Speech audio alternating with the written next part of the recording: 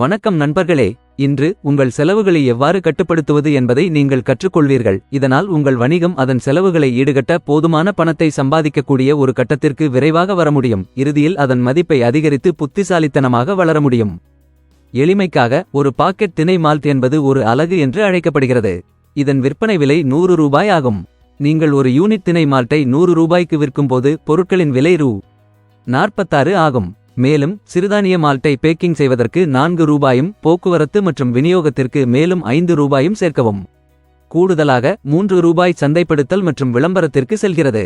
எனவே நீங்கள் விற்கும் தினை மால்ட்டின் எண்ணிக்கையை பொறுத்து மாறுபடும் உங்கள் மாறுபடும் செலவுகள். தினை மால்ட்டின் ஒரு யூனிட்டுக்கு சுமார் 58 ரூபாய் ஆகும். இப்போது நீங்கள் எத்தனை யூனிட் தினை மால்ட் விற்றாலும் நிலையான செலவுகள் என்ன என்பதை பார்ப்போம். நீங்கள் ஒரு யூனிட் சிறுதானிய மால்ட்டை 100 ரூபாய்க்கு விற்கும்போது, ஒரு தொழிற்சாலை இடத்தை வாடகைக்கு எடுக்க 2 ரூபாயும், மின்சாரம் மற்றும் தண்ணீர் போன்ற பயன்பாடுகளுக்கு மேலும் 1 ரூபாயும், உங்கள் தொழிலாளர்களுக்கு ஊதியம் வழங்க 5 ரூபாயும் ஒதுக்குங்கள். நீங்கள் வெளி தொழிலாளர்களை பணியமர்த்துகிறீர்கள் என்றால், நீங்கள் கடன் வாங்கினால் நீங்கள் செலுத்த வேண்டிய வட்டிக்கு 1 ரூபாயை சேர்க்கவும். இவை அனைத்தும் சிறுதானிய மால்ட்டின் ஒரு யூனிட்டுக்கு சுமார் 9 ரூபாய் என்ற நிலையான செலவுகளை சேர்க்கின்றன. நிலையான மற்றும் மாறுபடும் செலவுகள் இரண்டையும் நீங்கள் கூட்டும்போது 100 ரூபாய்க்கு விற்கப்படும் சிறுதானிய மால்ட்டின் ஒவ்வொரு அலகுக்கும் 67 ரூபாய் செலவாகும். அதாவது சிறுதானிய மால்ட்டின் ஒரு அலகுக்கு 33 ரூபாய் லாபம் ஈட்டுவீர்கள். இருப்பினும் நீங்கள் 10 ரூபாய் வரி செலுத்த வேண்டியிருக்கலாம். எனவே வரிக்கு பிறகு உங்கள் லாபம் ஒரு தினை மால்ட்டுக்கு சுமார் 23 ரூபாய் ஆகும். உங்கள் நிகர லாப வரம்பு 23% என்று சொல்ல இது ஒரு எளிய வழியாகும். இப்போது திட்டமிடல் பகுதிக்கு. உங்களுக்கு 2 விருப்பங்கள் உள்ளன. உங்கள் லாபத்தில் சிலவற்றை மீண்டும் வணிகத்தில் முதலீடு செய்யுங்கள். அல்லது பணத்தை நீங்களே பயன்படுத்திக் கொள்ளுங்கள்.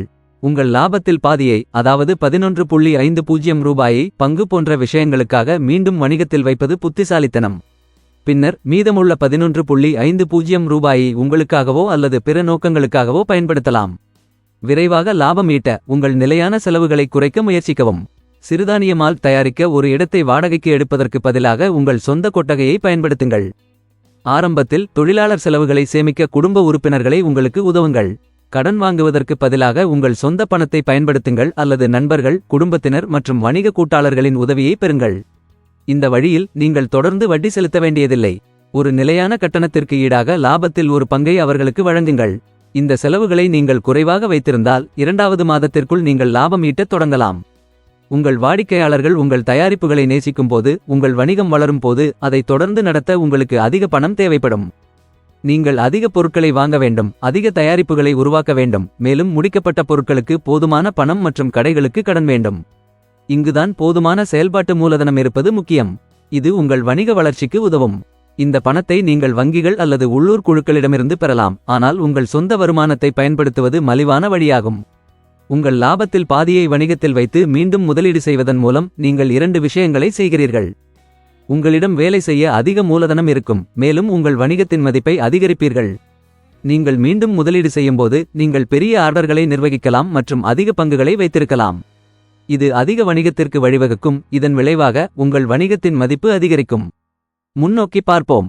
நீங்கள் தொடர்ந்து கடைகளின் எண்ணிக்கையை அதிகரித்தால், முதல் ஆண்டின் இறுதியில் உங்கள் வணிகத்தின் மதிப்பு 15 ரூபாய் 50 லட்சம் முதல் 19 லட்சம் ரூபாய் வரை இருக்கலாம். 2வது மற்றும் 3வது ஆண்டில் நீங்கள் இரட்டை ஷிப்டுகளில் வேலை செய்தால், உங்கள் வணிகத்தின் மதிப்பு 31 லட்சம் ரூபாய் முதல் 40 லட்சம் ரூபாய் வரை இருக்கலாம். உங்கள் வணிகத்தில் எவ்வளவு அதிக பணத்தை நீங்கள் மீண்டும் முதலீடு செய்கிறீர்களோ அவ்வளவு அதிக கடன் பெற முடியும், மேலும் நீங்கள் விற்க முடியும், மேலும் உங்கள் வணிகத்தின் மதிப்பு அதிகமாக இருக்கும். All the best. చూసినందుకు ధన్యవాదాలు. దయచేసి లైక్ చేయండి, షేర్ చేయండి.